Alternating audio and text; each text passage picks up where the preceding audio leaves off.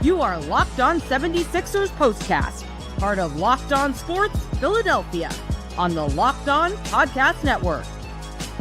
Your team every day.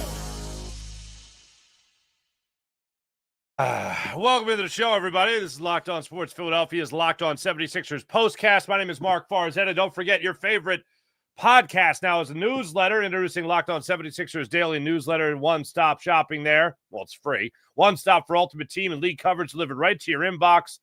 Once again, sign up for free at LockedOnDaily.com. That's LockedOnDaily.com and start your day with the all-new free Locked On 76ers newsletter. Plenty to get to in this one, and if you've been following the show here, we've had a whole slew of perfect losses over the last couple of months of the season. Really, the last couple of weeks when we figured out that Tyrese Maxey mostly is not going to play and Paul George is shut down and Joel Embiid's not playing. We're just looking for perfect losses. You know, losses that give us something to look forward to next year, but there's still losses where you at least keep pace with the worst six teams in the NBA as the 76ers did with tonight's loss. They were leading by quite a bit. They looked like they were actually taking control of the game. And then I will actually take full credit for all the people looking forward to them losing out, or at least as many games as possible now over the last 12 games of the season. But I'll take full credit. I was watching the game. My wife was in the next room watching something where people are rich and they yell at each other. And I just one in the other room was just like, Sixers are gonna win this game. Doggone it. And I said that intentionally in hopes that I would have jinxing powers on them. And I did, because they blew it. Thank goodness gracious. We'll get into the standings in the NBA. We'll get into, again, the thing that we look at is something to look forward to next year. They lose, but they give us something to look forward to. And I'd say 4 76ers finishing with more than 20 or more points in this game. That's a nice thing to see. However, I think the perfect example of a team not being ready to win, and don't get me wrong, the expectation is not for the Sixers to win. It's not, oh, wow, I can't believe they're losing because Ricky Council is getting tight late in this game. He was letting them bomb in from three throughout the game, but you get to the last 4 minutes and it's clank, clank, clank, short arm. You know what I mean? So not that I'm expecting Ricky Council to hit game winners or rally-killing jumpers, but with about 4 minutes left, you could certainly see him getting tight in this game. And that just comes down to one team looks like they're ready to win, and another team looks like they're absolutely nowhere near winning. So let's get into it with, first and foremost, our player of the game. This is the Locked On Player of the Game. Locked On Player of the Game. We have given so many to Ricky. We haven't given so many to Quentin Grimes. It just seems like it's almost voter fatigue. Who did we have the other night? OKK. He was the player of the game.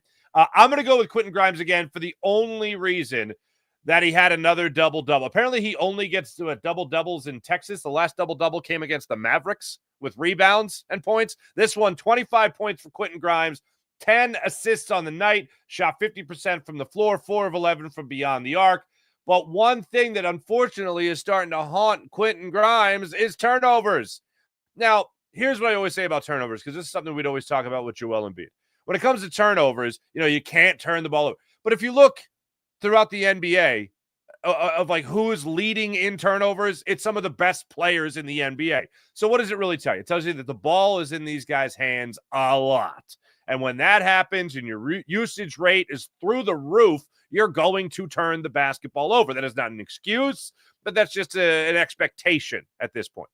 Quentin Grimes, though, has had some devastating turnovers. And although, yes, the player of the game, because he's the guy that performed the best out of anybody.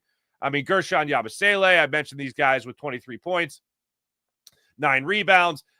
Justin Edwards, 25 points, 5 rebounds.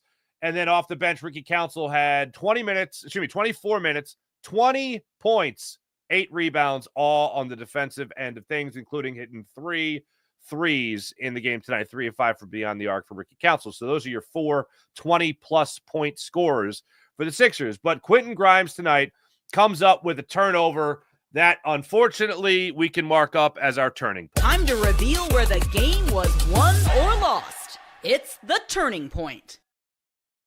There's a couple of instances here with your 76ers where in the second quarter, Blake Wesley knocked down a 3.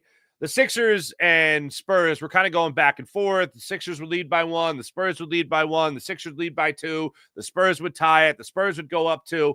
And then Spurs go up 2, and Blake Wesley hits a 3 in the second quarter. And then they go on an incredible run and end up dominating that second quarter by 10 points, 36-26. Then in the third quarter, the Sixers start to take control for themselves. They actually outscore the Spurs 43-27. So that negates that turning point there for the Spurs, for the Sixers.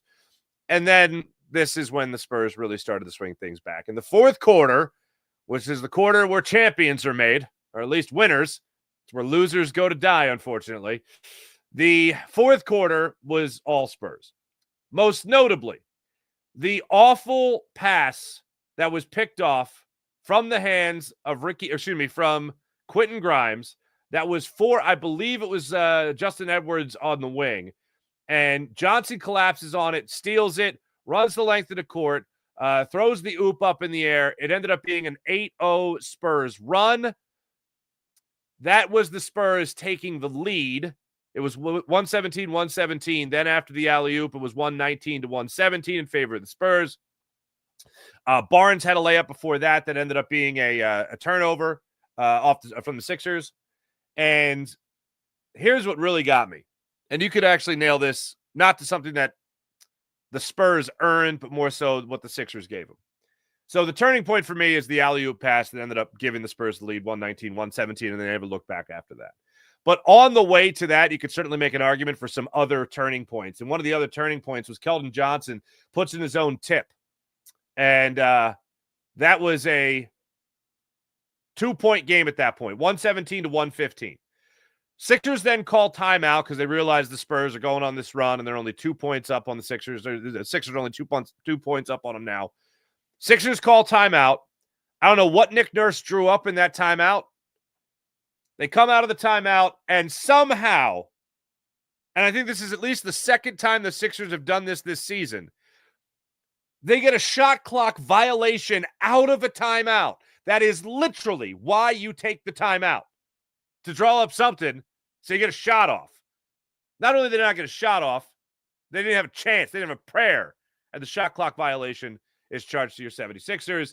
They end up going the other way. That's where Barnes got the layup off that turnover, I believe it was. And then with 3:14, Johnson gets the steal off Grimes, and the Spurs take their first lead in quite some time. That was the turning point of the game. When we come back, we'll take a look at the box score. We'll also take a look at the standings and where the Sixers are right now in those standings. That's where we return on the Locked On Sports Philadelphia YouTube channel, Locked On 76ers Postcast.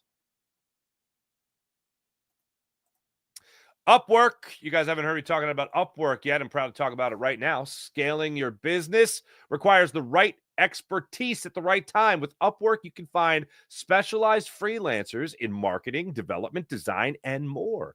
Experts ready to help you take your business to the next level. Upwork gives your businesses flexibility by connecting them with top freelance talent across multiple industries, including IT, AI, which is all the rage, web development, and marketing. Whether you need extra hands for your project or a long-term partner, Upwork makes hiring simple and affordable. Finding the right talent, if you need that, Upwork is for you. If you need to help find marketing, Upwork can connect you with the right people and the right professionals that are freelancing in that field of expertise. Fast and easy hiring as well. Posting a job is simple and free with Upwork, and within a day, with multiple qualified candidates to choose from, that's what they'll give you. Visit Upwork.com right now. That's Upwork.com right now to post your job for free. That's Upwork, Upwork.com, Upwork.com to connect with top talent and grow your business today. And you know what? If you are going to be working a little bit harder with Upwork, how about crushing a nice 5-hour energy for yourself? I enjoy a nice 5-hour energy. I don't know if you could tell. I do enjoy the 5-hour energy in this business. You never know when you're going to have to tap into 5 hours of energy. You know what I mean? So especially with the madness going on and all that, you want to make sure you're ready to go to watch all the games. Daylight savings even sneaking up on some people, myself included. If you're feeling like you lost some sleep, 5-hour energy is here to bring you back. Extra sunshine means a lot more fun in the sun, but sometimes you need a little boost to power through. Whether you're staying up late to watch the NCAA tournament, squeezing in a round of golf after work, or trying to keep yourself busy, 5-Hour Energy is what you need. It gives you that quick, refreshing pick-me-up whenever you need it. On the go, convenience, all that stuff, whether it's just traveling for leisure, traveling for work, 5-Hour Energy after that flight. It's my favorite time to hit a 5-Hour Energy. Absolutely love it.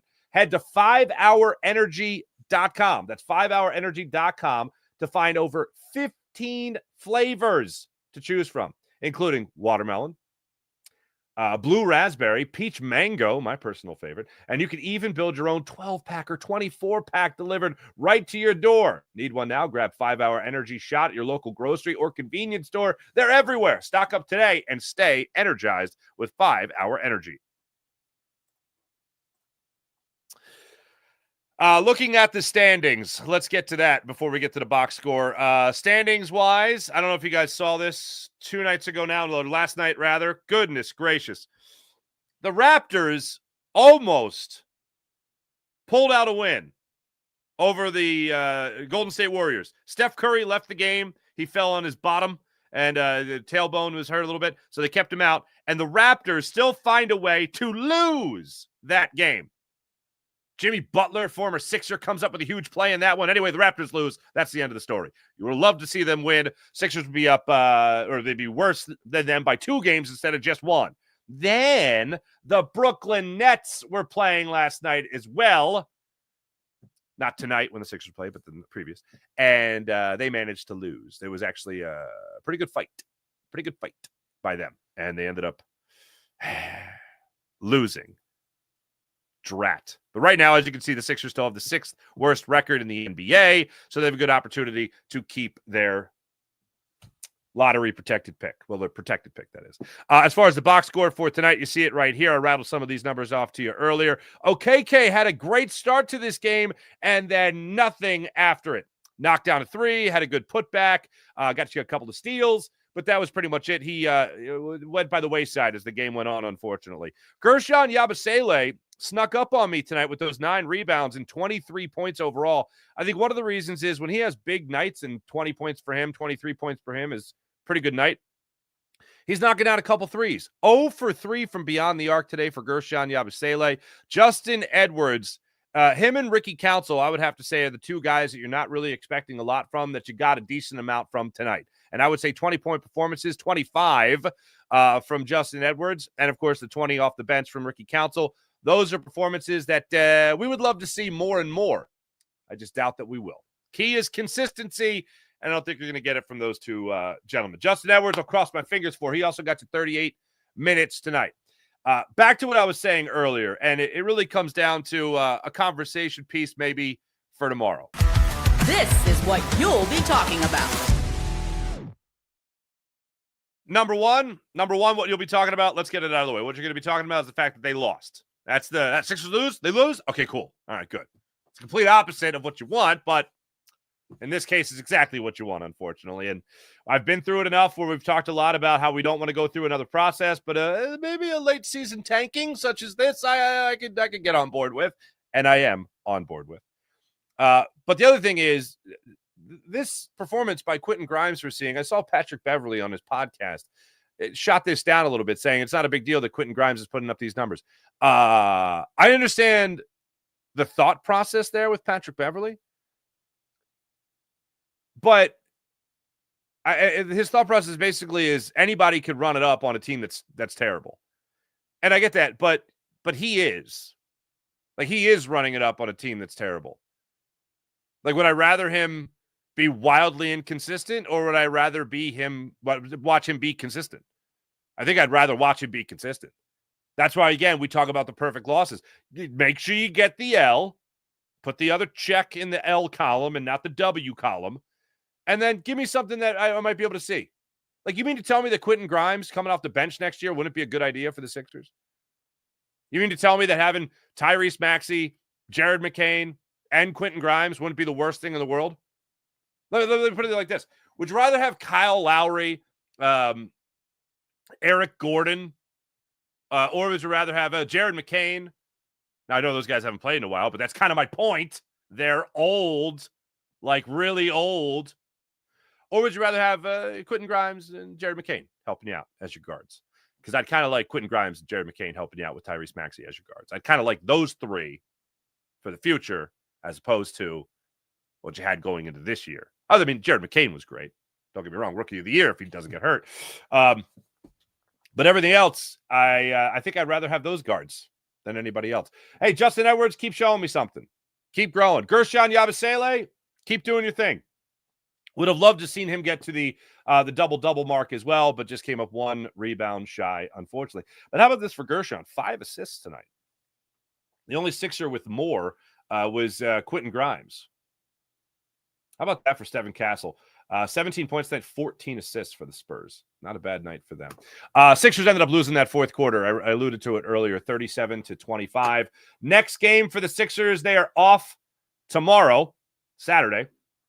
They'll be back at it on Sunday against the Hawks for a 6 o'clock tip-off. And yes, I will be on with you guys right here on Locked On Sports Philadelphia to break all that down. And hopefully another loss for your 10-9-8-76. In the chat, Sir Sketchable, I see you. Don't even think about winning this game, Quentin Grimes. Right? Fars Dog. I'm the only one watching, and I didn't watch 1 second of the game. This team is a joke. Thank you, sir. We got 3 now. We're building, baby. Thanks, Sixers, for all the interest. Appreciate you guys. You guys are the best. Oh, wait. Oh, about Timothy Payne. We got another one. Timothy Payne. What's up, Farzy? Grimes is turning into a nice addition. It sucked that Jared McCain got hurt. I agree. Like the rest of the season, that too sucked. Thanks for watching, everybody. Thanks for listening. You guys are fantastic. Make sure you guys hit like and subscribe on, hey, how about this? Locked On Phillies YouTube channel, because this baseball season, you won't catch me here on Locked On Sports Philadelphia. Locked On this season is putting me on Locked On Phillies YouTube channel. I'll be tweeting out the links and all that stuff. So when the Phillies start next week, you guys can find me right there on Locked On Phillies YouTube channel. Like I said, I'll be tweeting out the links to all that. So make sure you guys hit like and subscribe to all that fun stuff. Phillies opening day, DC. Yeah, absolutely. Oh, you're going there, Sir Sketchable. Good for you. So you got that going for you. Yes, that is great. Thank you, gentlemen. Appreciate it. Thanks for watching. Thanks for listening. You guys are great. Make sure you hit like and subscribe and all that fun stuff. Catch you guys Sunday. See you then.